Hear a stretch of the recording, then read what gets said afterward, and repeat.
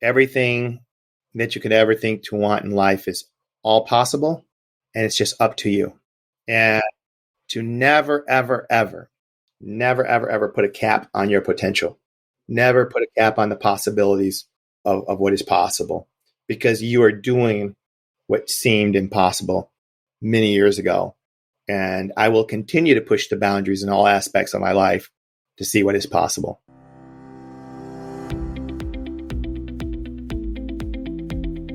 Welcome to Running is Cheaper Than Therapy podcast. I am your host, Dr. Weta L. Brown.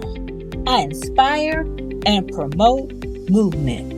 I explain how running adds to life from a mental wholeness aspect, how obstacles can be overcome to make it to your finish line. Welcome to Running is Cheaper Than Therapy, episode 94. Today, we have another close friend, fellow triathlete, Alex Torres. I feel like I've been knowing him forever, although I don't remember when we officially met. Alex is a former member of the Horace Mann High School track and cross country team.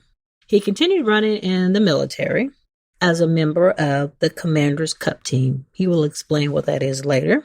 He ran his first marathon in 2004, the Chicago Marathon, one of my favorites. He's run the Chicago Marathon every year since 2004, and he's currently registered for the 2023 Chicago Marathon. In 2010, he started to compete in triathlons, and his first race was a full distance 140.6 triathlon in Louisville, Kentucky. He's currently training for Ironman Coeur d'Alene, and he's qualified via the Legacy program to compete in Ironman World Championship, and will do this in 2024. Professionally, he works in the pharmaceutical industry. He lives in Grand Rapids. He's married and has 5 children. Please welcome Alex Torres to the show. Well, thanks for joining me today. Hey, it's a pleasure to be here today. Thank you for asking me to come along. So let's go back to your formative years. When you were a kid, did you do a lot of sports? You know, it's pretty funny that you asked that question because I actually did, but those aren't actually my most memorable years for sports, because I come from a family of 7 kids. Okay. And 6 boys, 1 sister. And of the 6 boys, I look at myself as like the runt of the family, so to speak. Really? No. Yeah. Yeah, because I was the smallest and I wasn't the most athletically gifted of all of the siblings. So I literally was like the Charlie Brown in my family, in a sense of, I didn't have Charlie Brown's bad luck, but certainly nobody wanted to pick me on their team. I always got the the sympathy, not empathy, the sympathy vote at the end, or where people would bring me on. But more than that, I was the last person chosen. But we did it all. You know, growing up in Gary, Indiana, we did it all. We did alley basketball, street baseball, but I really didn't get into formal sports until I went to high school, as a matter of fact, junior high. But I started off and then into high school. And what sports did you participate in then? In junior high, we did what we call court hockey. And then because when I got to high school, I was still a runt. It was still like 5'3" and about 100 pounds. That, you know, I don't know what it was, but I still didn't allow like my physical stature at that time to kind of limit what I thought was possible. Okay. So even at a young age in 9th grade, I said, well, okay, I'm small. So what can I do? And I thought going out for football would be a great idea. So I went out for football in my freshman year. And then I also did wrestling. And so those were the 2 main sports. And I realized early on that my football career probably wasn't going to be a lengthy one in high school because I was the smallest. What did you play? What position? Girl, I was special teams. Okay. have a position for me. I was so small and I wasn't the fastest of all of the other athletes. Now, in my neighborhood, I was this fast, small kid, but amongst other technical athletes, I was not. So, which was okay. But you know what? The thing is this, is that I always showed up to practice. Mm-hmm. I always gave it my all. And I think my teammates really respected that. So eventually I heard of this, like, hey, maybe you should join cross country and track. And that's when I left football, I left wrestling, and I started focusing more on cross country and track for the remainder of my high school years. So did you really enjoy cross country and track? I don't know if I necessarily enjoyed the distance running, but I certainly enjoyed the fellowship, the camaraderie that we had with my other teammates. I really enjoyed that sense of belonging. And then my track coach, his name is Roosevelt Pulliam, he actually became more like another surrogate father figure in a different capacity than my own. Okay. And when you were on the track team, what distance did you run? Longer or were you a sprinter? No. So I ran the primarily the 2 mile and the mile. But once again, I think once you start getting down towards the mile, then it requires a little faster of a pace. Now, when I'm reflective and look back at what kids are running today, I mean, I was running a pretty good mile distance. I mean, I was like right around the 5-minute mile mark. That's great. But I had other teammates who were incredibly faster than me. So, or at least more consistent anyway. But I enjoyed everything I enjoyed the process of track and cross country. I enjoyed the fellowship in the midst of all of the running and the training and things like that. And it was rigorous, but I've always knew that that's kind of what the price of admission was. That's true. So after high school, did you continue to run? Surprisingly, I had received some offers to run track in college, or cross country in college, and I did not take them up on that. And in college, I did nothing. I mean, outside of just your normal social activities, I did not participate in any formal physical activities. And it really wasn't until I joined the United States Army that I began my physical fitness again journey. So you joined the military right after college? I did not. I graduated with my degree, and my first year I did something that a lot of people don't do, which is actually utilize your degree. Okay. And I was a counselor for a year. Oh, okay. With a residential treatment facility there in Illinois, and like near Gurnee. And since they have a residential treatment facility, they also have a school on ground. And one year, one of the teachers decided to take her career elsewhere, and they had a vacancy. But since I didn't have my teaching degree, they slotted me as a teacher's assistant, but I was the only teacher in that class. And so I ran that I ran that class. And then for my 12th grade class, I had an Army recruiter come in, and he actually recruited me. Yes, that's interesting. Yeah. That's the story. But as I've understood in life, everything seems to happen for a reason. So it's one of those things where maybe at the time I didn't have an appreciation or understanding, but it happens for a reason. So I joined the Army, and I can tell you what, it's important for me to say that my paternal uncles, all but one, had served in the armed forces. So it was certainly something that was on my radar.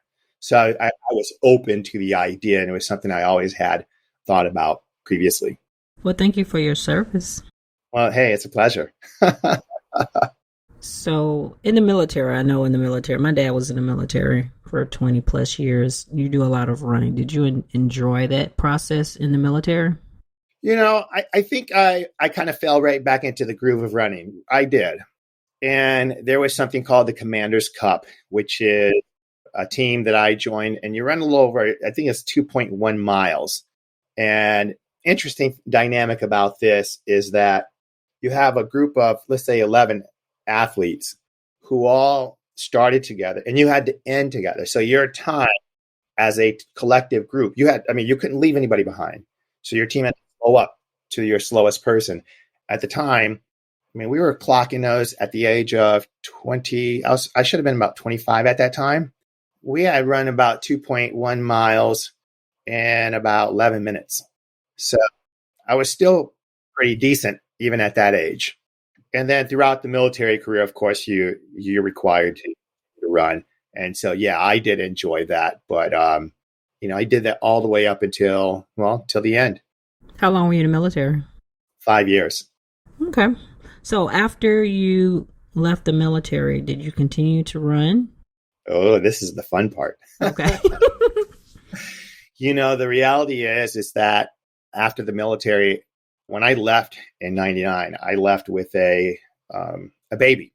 And so my wife was pregnant, and we had our baby was born during the time we were in the military. And so I had a wife and a young daughter. And so I just got really caught up in the mix of life, so to speak.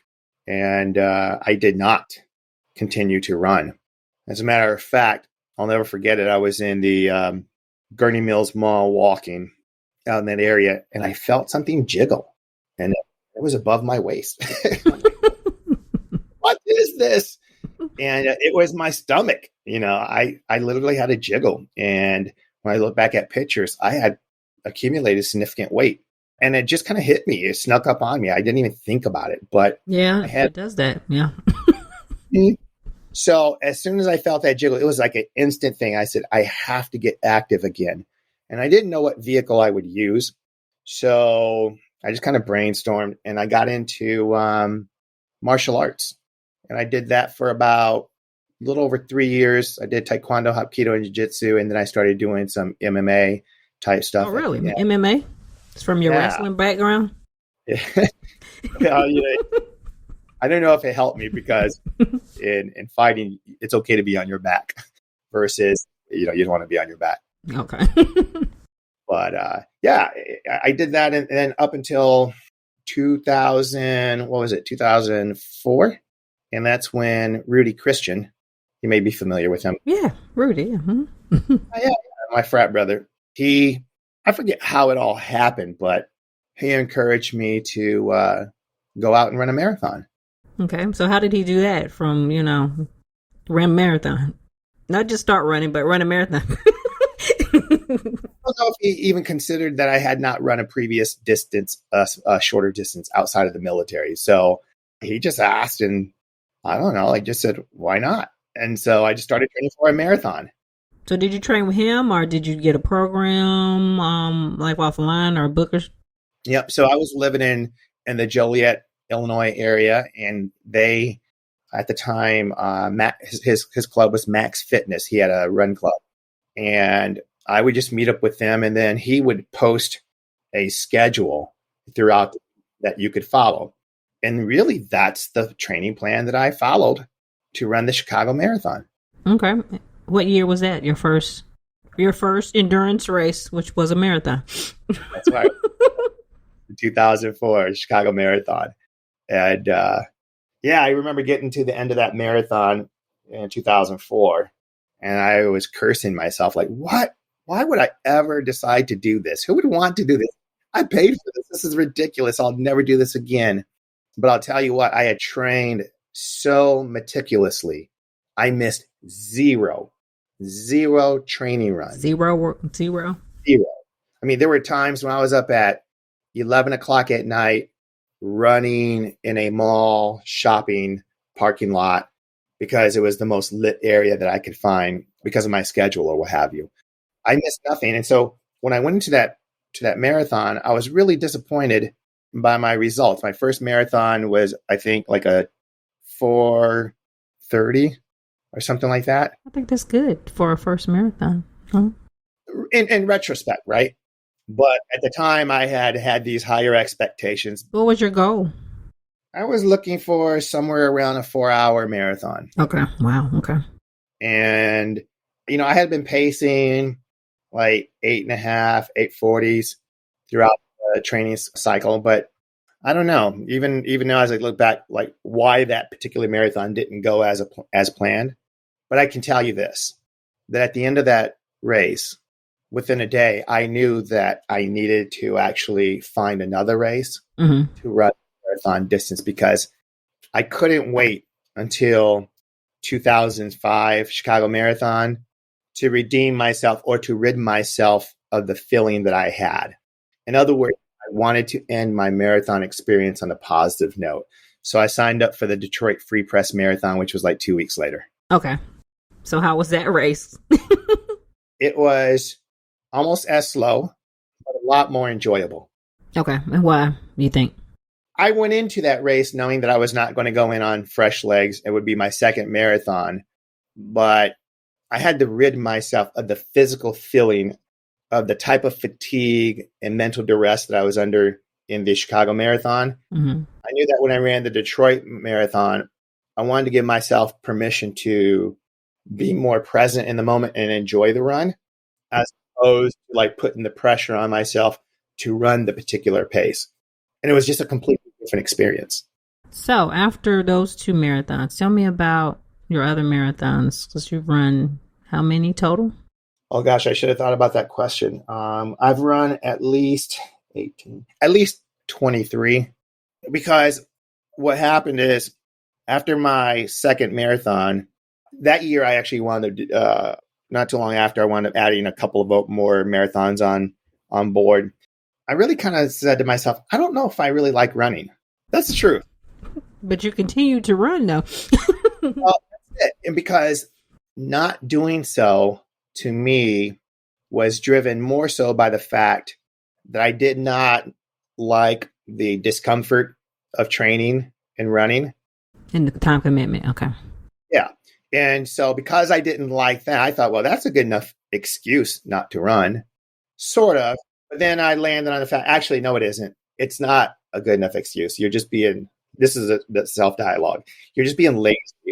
There's no good reason not to run. And there's plenty of good reasons to run for cardiovascular benefit, et cetera. And I come from a family that is plagued by all of these chronic ailments.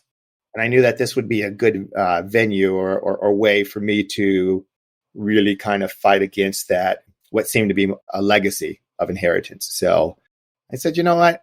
I really have no good excuse. And unless I can come up with a really good excuse not to run, I'll just continue to run. And so from 2004, well, it hasn't stopped. I said, I will try to run the Chicago Marathon until my body no longer allows me to run. So that's been it. So I've primarily run the Chicago Marathon, and then I littered in the Marine Corps Marathon, the Harrisburg Marathon, Rock and Roll in San Diego, Philadelphia.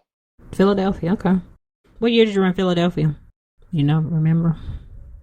I don't recall. It's probably somewhere closer to like 2008 or 9 in that time frame. Okay. I hadn't started running by then. I'm trying to say, I wondered, did we run the same marathon? Because you know I lived in Philly, and I ran a marathon at least twice, I think. Oh, I don't remember that. Yeah. Oh, I love Pennsylvania. I'd go back there. Matter of fact, I think it has the best type of terrain for triathlon training by far. I mean, that's when I was at my most physically fit. Okay. In Pennsylvania? Mm-hmm. Okay. So out of all of your marathons, do you have a favorite? Is it Chicago? Because you do it every year. Absolutely. So Chicago, because, well, actually, gosh, I've done more than 23 now I think about it. But anyway, definitely Chicago. You know, everybody hyped up New York and then Berlin, which I just did in the past couple of years. Berlin just this past year, and then New York too. I really enjoyed New York, aspects of New York, but I still love Chicago's. I think Chicago is probably the easiest marathon to run in terms of just coordination. It's flat, relatively. Yeah. Whereas New York is logistically complicated. It really is. And it's so hilly. Oh my God, all those bridges. Yeah. And you know, when you run into like the Bronx or some of those boroughs, and this is not a slight against New York, I just don't think they were as scenic as any other place. So I just thought it was okay. I mean, I enjoyed the aspects of running toward the city. Yeah. And the crowd support was great when I did it. Yeah. I mean, there's certainly elements of it. I would say if I had to pick a second favorite, perhaps New York would be that. Okay. Did you not like Berlin? I did not like Berlin at all. Why? I'm curious. That's my second favorite. And I think, in all fairness, let me put an asterisk by that statement. In all fairness, I think I owe Berlin another chance. Meaning, we went there, and I was focused on, I had been training on a new program. So I was looking for a PR, and I was thinking that Berlin was going to afford me that, and it didn't. And so a lot of the running area was narrow. And so I found myself having to jump onto the curb and zigzag. Yeah.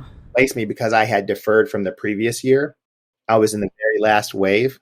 So I was constantly fighting a lot of slower paced people. And that made for a couple of different experiences. One, I wasn't able to visually concentrate on any of the elements around me because I was constantly dodging and looking for a pathway forward between runners. Okay. The whole race? The entire race. Okay. So you couldn't enjoy it? I couldn't enjoy it as much as I probably would have or wanted to. I have you. I understand. That makes sense. I did it as a training run because it's right before Chicago. So I didn't really care about time or anything. So I can just kind of like run and smell the roses, for like a better word. So it was fun for me. And it's flat and it was lovely. It's a perfect weather too. Yeah. Yeah. As far as the temperature. So why have you only run marathons? You mean not have run like 5Ks or what have you? Half marathons or just other races in general? I'm just curious. Well, I'll tell you what. When I started running marathons, it's actually like I say it's a personality defect. Okay. I always feel like, and this never, I really like speaking about this publicly because it never comes off right. But I'll say it, and please, I mean this in the greatest way. This is only in reference to myself. I always felt like, why would I run a half when there's another half I'm supposed to run? Like the full distance of anything is an ultimate goal for me. And so to run anything shorter seems kind of counterproductive. Now, I must admit that at one point I was with the Nike sponsored Southside team for the Chicago Marathon. And when we were sponsored athletes through Nike, we would be required, in their early years of sponsorship, they would do these 5K runs. Okay. You had to run. They're brand ambassadors out there. So have I done shorter runs? Yes. It started off because of the sponsorship through Nike. And then probably it's been about 6 years now, 7 years. One of my fraternity brothers, who's also a runner, Roland Walker, he approached me. He had a half marathon team that ran the Kentucky Derby marathon, and they did it for competition, where similar to the Commander's Cup, you would take four or five runners' best times, and that cumulative time would then compete against other competing teams. And so he had invited me to join his team that had won it the previous year. And I joined that. And that was my first endeavor into a formal half marathon. And we did that for several years. Okay. And we were the number one team collectively. So I have done some, but I don't do them necessarily own volition per se, or like it has to be like a special invite or somebody has to do it. But mostly I don't seek them out myself. Okay. So what made you start doing triathlons? Rudy again. Rudy, I tell you. Well, so Rudy is, and then in all fairness myself, so it's actually polyfactorial. So what happened was when I was running marathons, Rudy started planting that seed. He would say, hey, you do really good in the heat. You do really well with running and doing an Ironman. And if I had a rock that was near me, I'd probably pick it up and throw it at him. So Rudy, again, Ironman, not a sprint or Olympic, but an Ironman. No. Not like, hey, triathlon. Hey, just why don't you do an Ironman? And so he had been doing them, and so he just thought it would be a good idea for me. But I'll be honest with you, I ignored it. I rebuffed his suggestions. There was no part of me that was even thinking about that. And so, unlike the first time, I did not start my first Ironman with Rudy or start doing them with Rudy. I actually was successful in ignoring Rudy. He just planted a seed up here. And then the reality is that one day, when I was 39 years old, I was contemplating what 40 would look like. And in that process, I had, there was the TV show Biggest Loser. You may be familiar with it. Oh, yeah. I used to watch it. And there was a guy on there that was almost 400 pounds. And he was a self-described couch potato. Never was an athlete at any point in his life, but he was significantly overweight and he was on the show to lose weight. But one of his aspirations or goal was to do an Ironman. And I watched that season. At the end, they set up an Ironman distance for him to do. And he didn't enroll in a formal Ironman event, but they modeled it after the Ironman distance. And they gave him the time cutoff. And unfortunately, he did not finish under the 17 hours, but he did finish the distance. Like he did persevere and push through and traverse. Did the total distance. Mm-hmm. And when I was watching that, I thought to myself, that's pretty phenomenal. You have this significantly morbidly obese person who has lost weight and has gone for one of the greatest physical challenges on earth. If he can do it, I can do it. That's what I thought. And then what better way to rock in 40 years old? Okay. So in 2010, I started asking around. I said, well, what's one of the hard, what's a good or hard, challenging Ironman event to do? And they said, there's a grueling one. It's Ironman Louisville. It's hot, hilly. So you did it when it was in the summer, not when after they moved it to October. Okay. Yeah, when it was in the summer. And I said, well, sign me up. Okay. And that's what I set out to do. It's funny because I didn't know how to formally swim. You knew how to swim a little, but not. I knew how to, I could survive in the water. Like you talked about, I wasn't going to sink. I could dog paddle. I can go under. I was comfortable. But literally, I'll never forget the very first time I tried to traverse a length, not a lap, a length. And I got halfway down, 12 yards down, and I was tanked. I could not swim halfway down the length of a pool. And I thought, there's no way. I was at the YMCA. I hired a swim coach I got into a swim class, a basic swim class at the YMCA. And then I followed up with a triathlon swim class immediately thereafter. And that's how I learned to swim. How long did it take you to learn how to swim? Did you train for a year for the Ironman after you decided? Was it about a year? I started in January 2010. Okay. So all in all, it was 8 months until that first race. So it took me about only a few weeks, really efficiently learn how to swim. We met multiple times throughout the week. But how many times did you swim initially each week?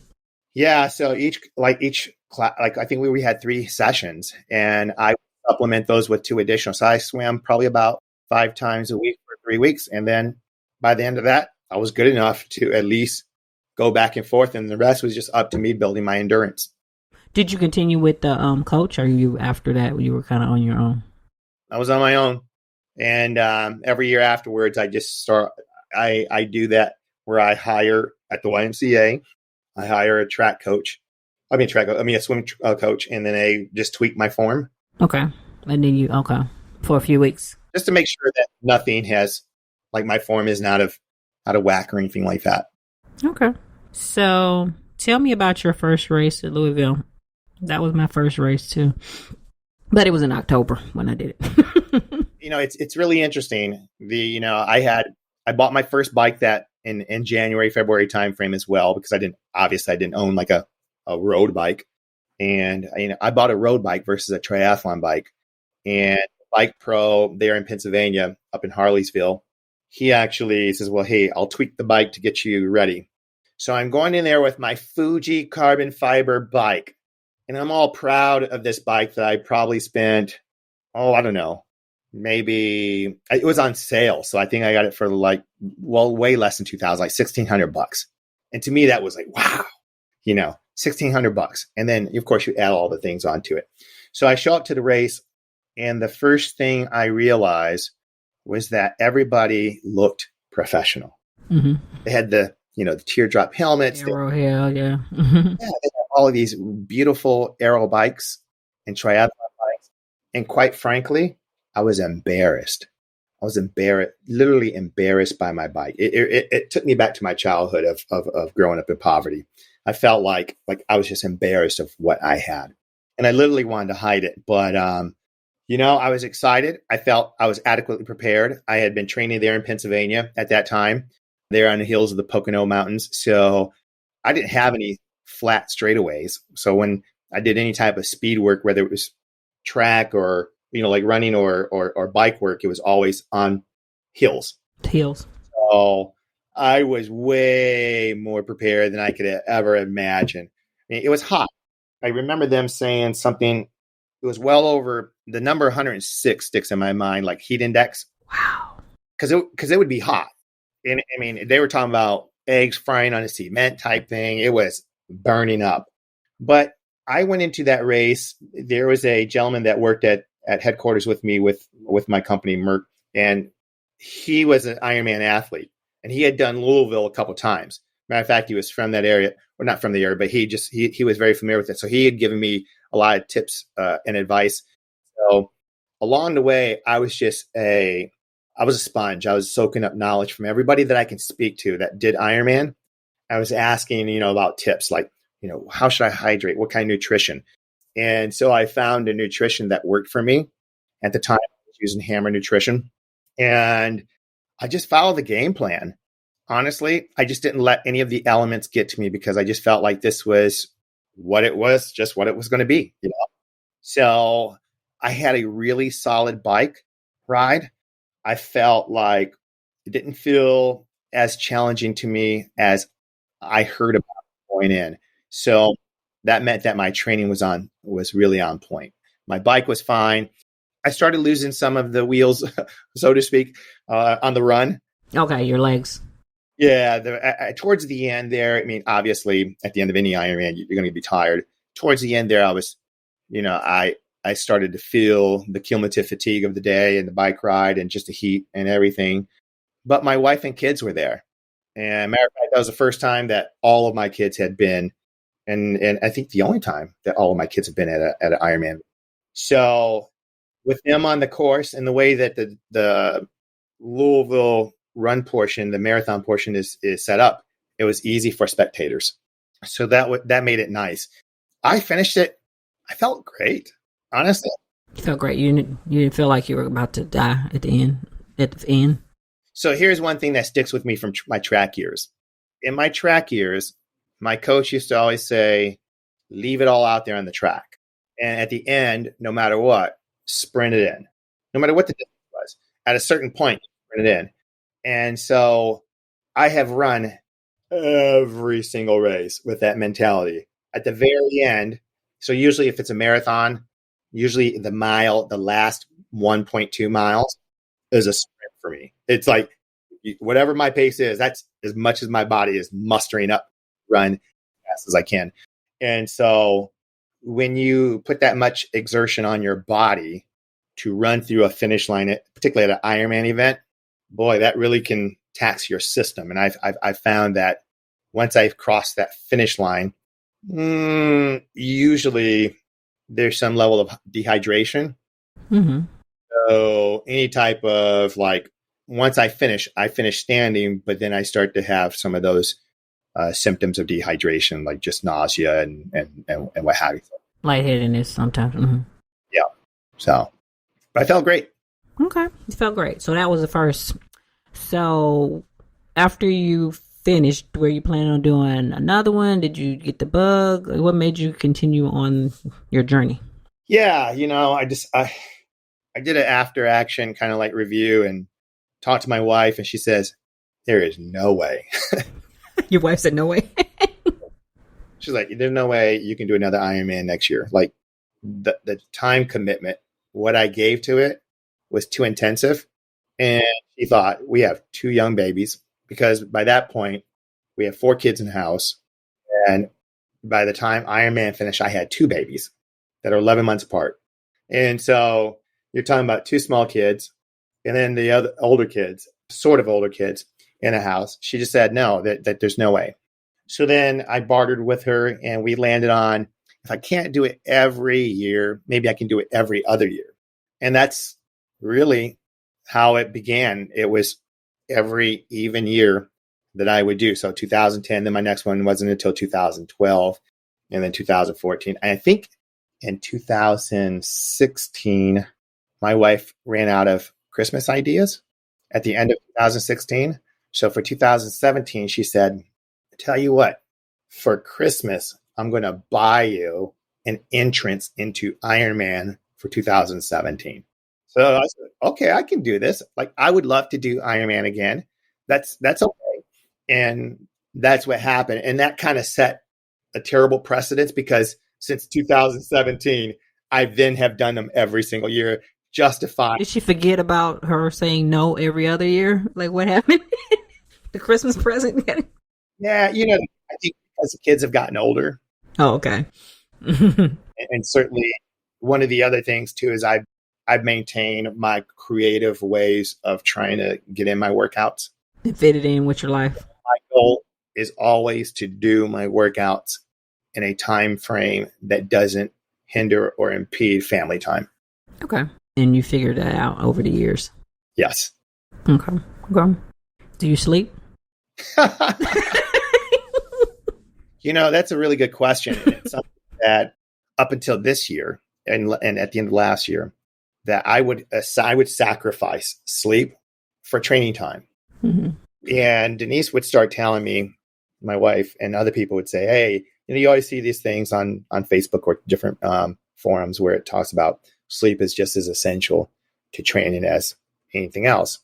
And I realized that, well, if I was going to bed at midnight or thereafter and then getting up at 4 a.m, that only leaves you with maybe 4 hours of sleep. And that takes a toll on you. So recently, and I mean just real recently, within the past 6 months or less, I started making some trade-offs.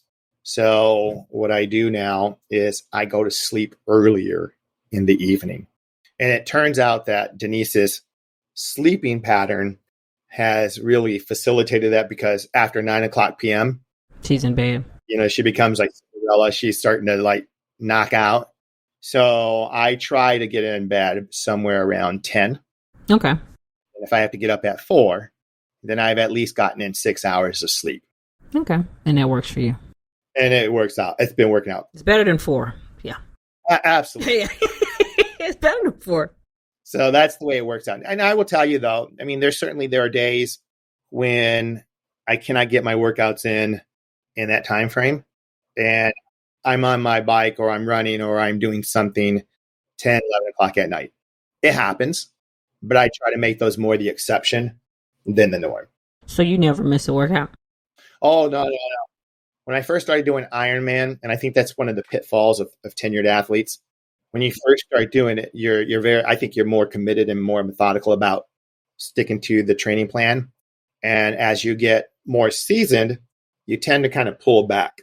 And you say, well, I know I can do this. I know I can get through this. Oh, I know what it takes. And I think that's actually, it's like, to me, I think of the analogy, and I think of these things a lot. Think of an up and coming boxer who is fighting for the championship. I mean, they're hungry, they're thirsty, and they're going for that heavyweight or that belt. And once they get it and they defend it a few times, they kind of feel like, I got this. And there's risk of losing that hunger. And I can tell you with all certainty that I certainly have fallen trapped to that.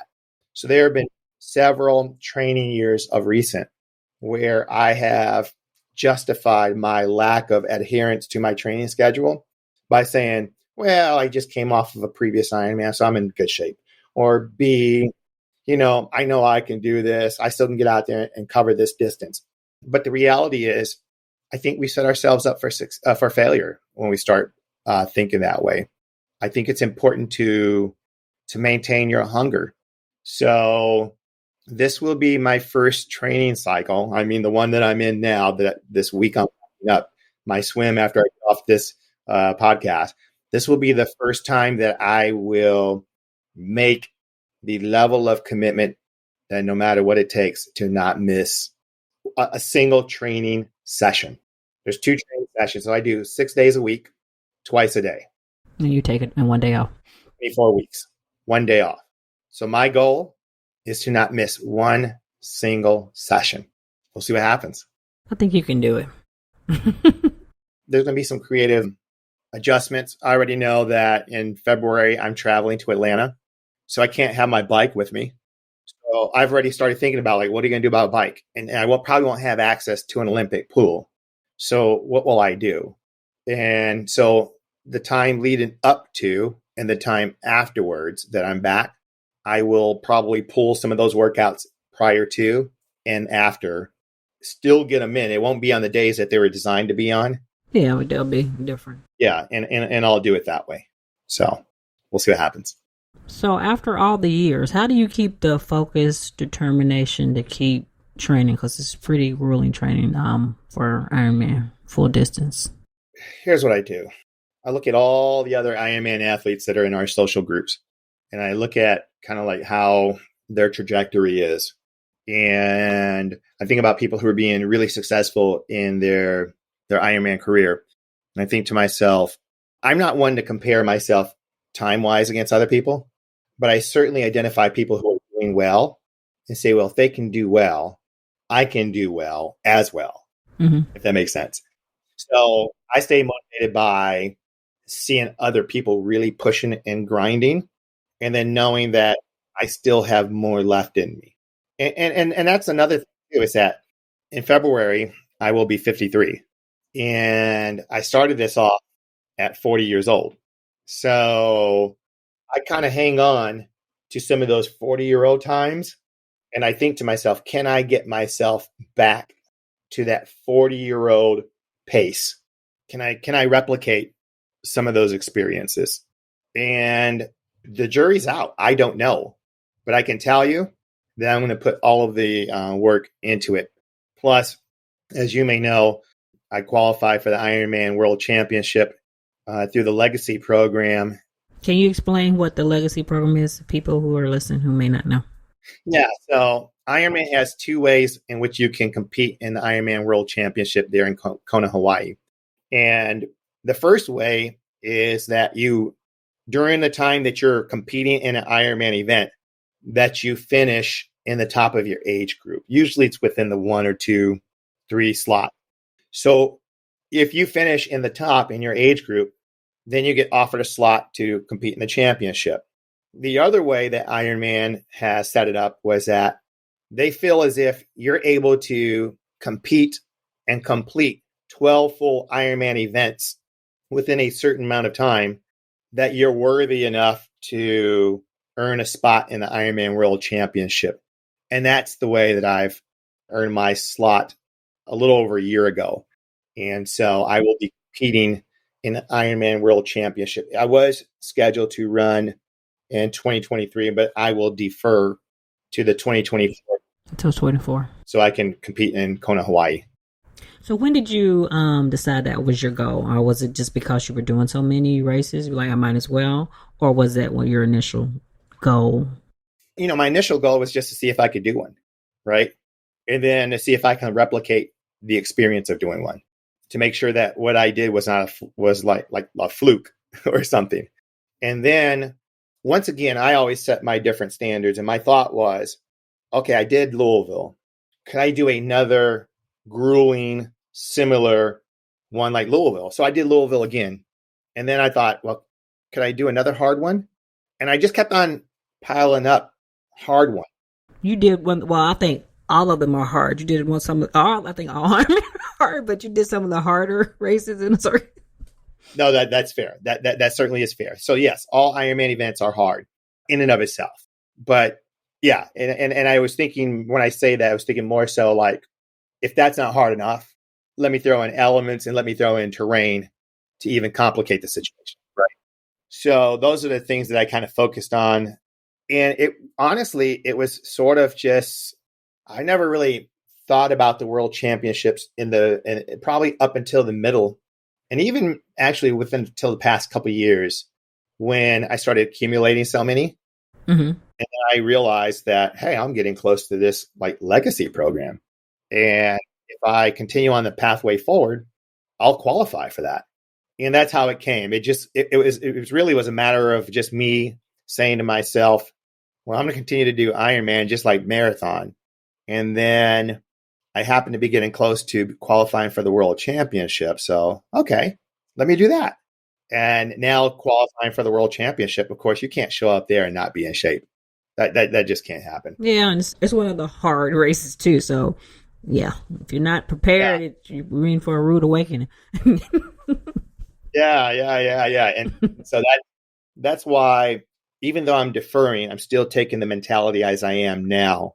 I'm using this year and my race that's slotted for this year as sort of a litmus test, if you will, for Hawaii. Because I feel like if I can go out there and perform in June, I'm in Ironman Coeur d'Alene, which is a harder race too. Yeah. Yeah.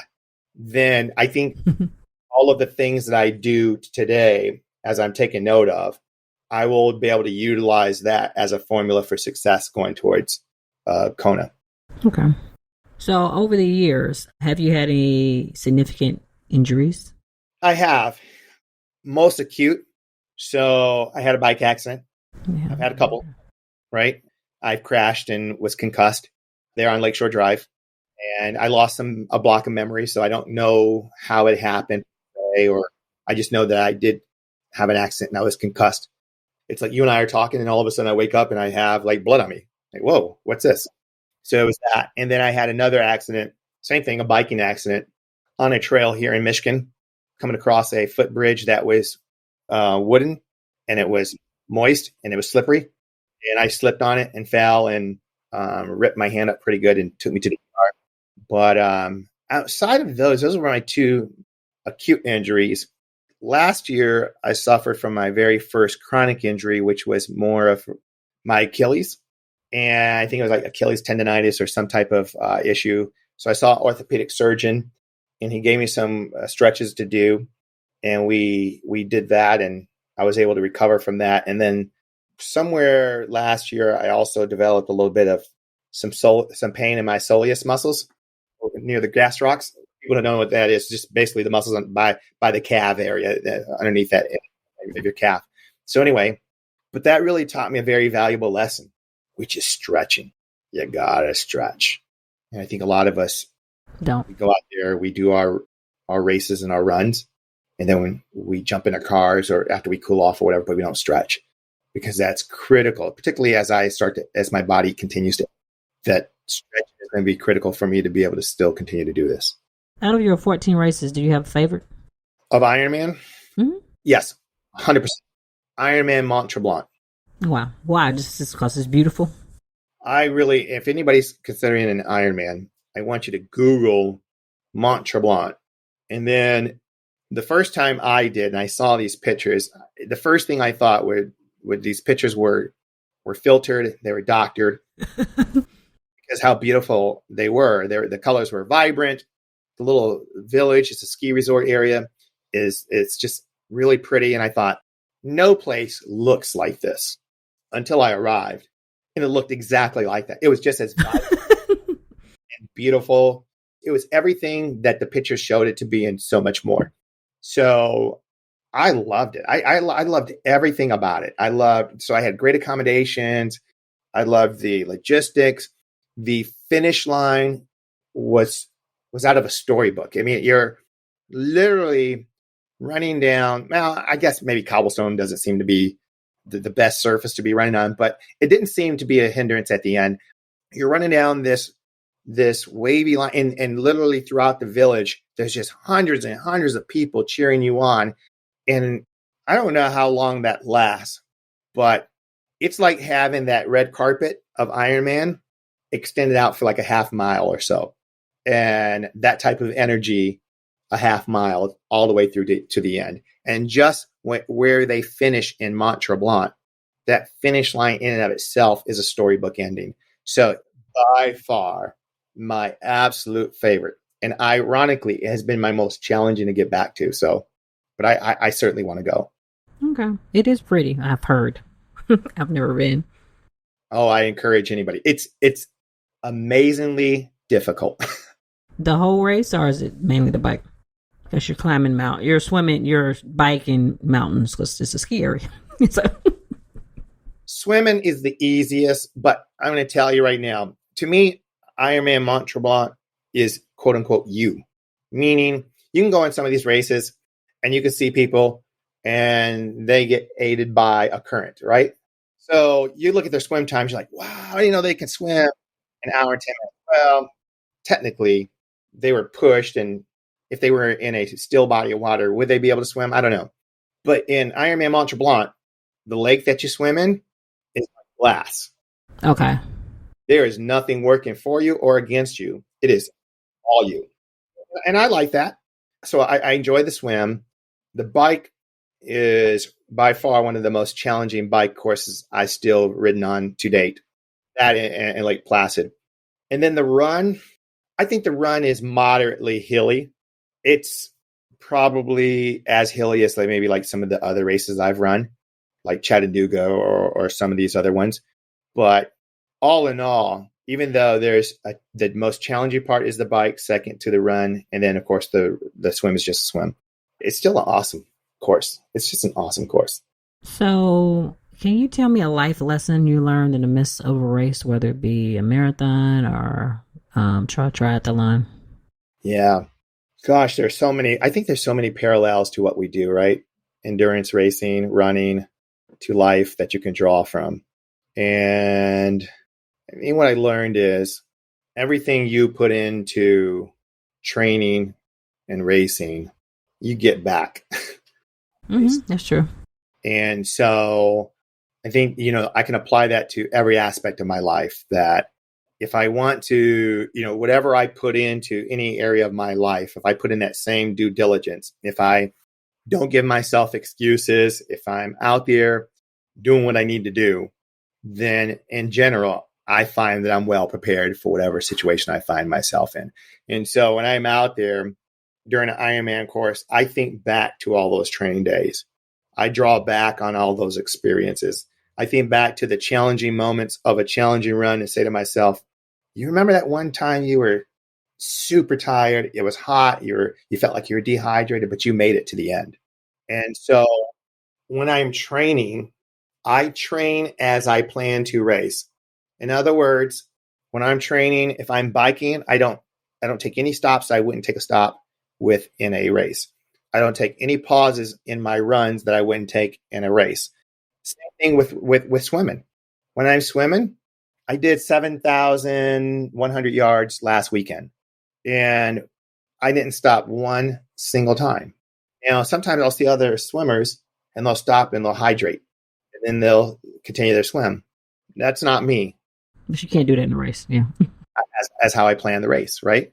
And I think that's similar just in life, like plan and prepare as you plan to execute. And that's what I take with me in every aspect. So part of my podcast is to feature guests who've overcome obstacles to make it to their finish line. Can you tell me about an obstacle that you face, whether it be racing or just in life, and that obstacle, how you made it to your finish line? Yeah, I think there's several things that I overcome.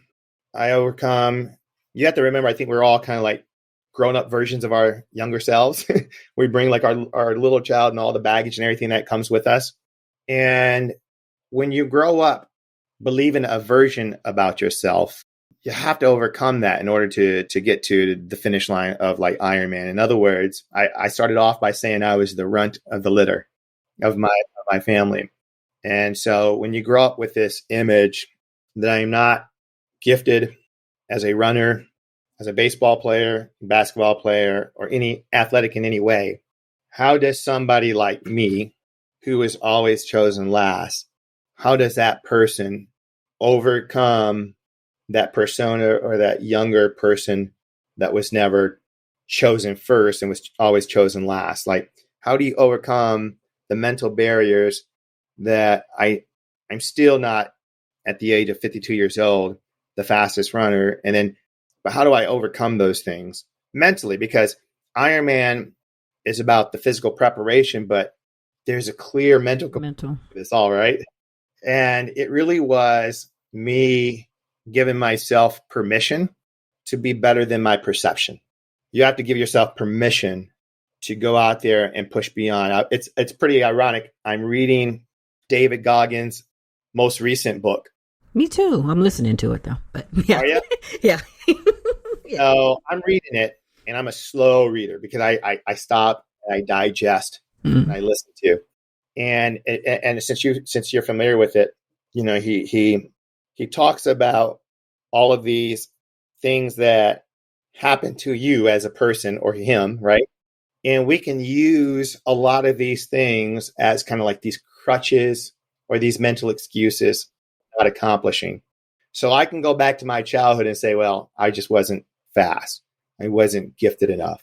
I could go back and talk about childhood traumas and think about all of these excuses of why I shouldn't be succeeding in life or shouldn't be where I'm at.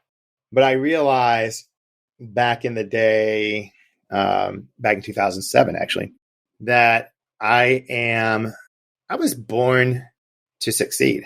It came to me very clearly. I remember the exact minute, and those words were spoken to me that I was born to succeed. I was not birthed to fail. And I've taken that philosophy to say in everything that I do, that as long as I prepare myself, and we talked about this, mentally, emotionally, physically, then I can overcome and do anything that I want. And so it's really that philosophy that has carried over in all aspects of my life. And so I've looked at that little young version of myself, and I say to him, you wouldn't believe what you will become one day, because you're going to give yourself permission to, one, believe in yourself, and to go out there and push the boundaries of what is possible. And I think that when you're running or you're biking or you're swimming and you mentally hit that wall, or you say to yourself, yeah, but I just did a 3-hour and 15-minute bike ride yesterday on Ironman Lake Placid course, and then I ran 3 miles, and then I got to go out here and I ran 9 miles before jumping on this podcast, and I have 2,300 yards to swim. Are my legs ready? Well, then you tell yourself, yeah, you're ready. Yeah.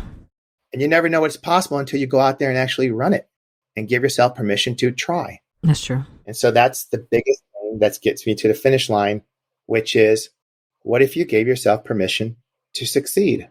What if you believed in yourself? What could be all of the possibilities of accomplishments? And to date, it has gotten me to every single Ironman finish line and everything that I want in life. Great. And I think you answered my last question, which is, what would a present day Alex go back and tell your younger self? Yeah, he would definitely would. There were several things he would tell him. He would tell him life is going to be difficult. And the bigger version wishes he can protect the younger version of himself. It's pretty funny because I think we get asked that question sometimes. And I actually had a very vivid dream about this, and it happened. And I'm going to write a book, and I'm going to put it in this book. One is, he apologizes, like I apologize to myself for all the hurts I will experience. I didn't address this, but I certainly would, of course, like I said, tell him that everything that you could ever think to want in life is all possible, and it's just up to you. And to never, ever, ever, never, ever, ever put a cap on your potential. Never put a cap on the possibilities of what is possible, because you are doing what seemed impossible many years ago. And I will continue to push the boundaries in all aspects of my life to see what is possible. Great. Any last minute words of advice for my listeners in regards to triathlons, life, or running? Yeah.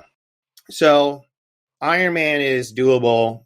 So unless you have some type of, obviously, like physical impairment that doesn't allow you, if you're physically capable and you have the financial means, because it's financially expensive.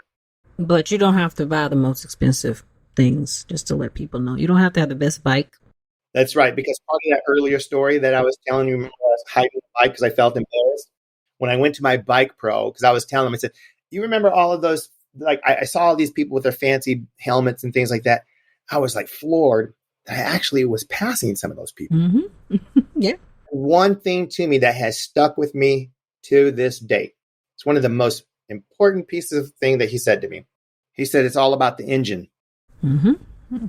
I was like, engine? Me? Like, I'm the engine of that bike. Yep. That's right. So I think to anybody who is thinking about triathlon at any distance or any type of endurance sport or just life, we all come up with these ideas and these ambitions and these goals. I think the first thing you have to ask yourself, you have to identify your why you're doing it. Because honestly, that why is going to pull you through those long, tedious moments when you don't want to get out there. We talk about motivation and inspiration is supposed to be more internal. Motivation is external. Like you see somebody doing it, oh, they motivate me. But really that why speaks to that inspiration, that inside. So to your listeners, find your why and never forget your why. Never forget your why. And I take in all of these little snippets of things that I've gotten over the cumulative years and things like there's 1,000 reasons why you can't do something, but all you need is one reason why you can. So when I think about those type of things, well, hey, I can do this. And I'm telling any of your listeners, I, Alex Torres, as the runt of the Torres family, was that person that probably nobody believed in physically at a certain. I've overcome all of those self-imposed, as well as other people putting those limitations on me. And I've been successful, not because I'm anything more special than you. And that's the point, is that I'm not. I'm just as special as you are, no more, no less. And you can do it. When you anchor on your why and you make a decision to do it, stay committed and do it. People ask me all the time, what does it take to be an Ironman? I say it takes grit and determination, perseverance, discipline. All of that is anchored on your why. If you can do that, if you can have all of those elements align, you will be successful. And never let anybody tell you that you can't. I never tell anybody they can't do it. So it's up to you. That's true. It's your choice on whether or not you'll cross that finish line and hear your name called, you're an Ironman, or whether you will cross that 5K line, half marathon or marathon distance, whatever it is that you choose. It's up to you. You get to make the decision. Great words of advice.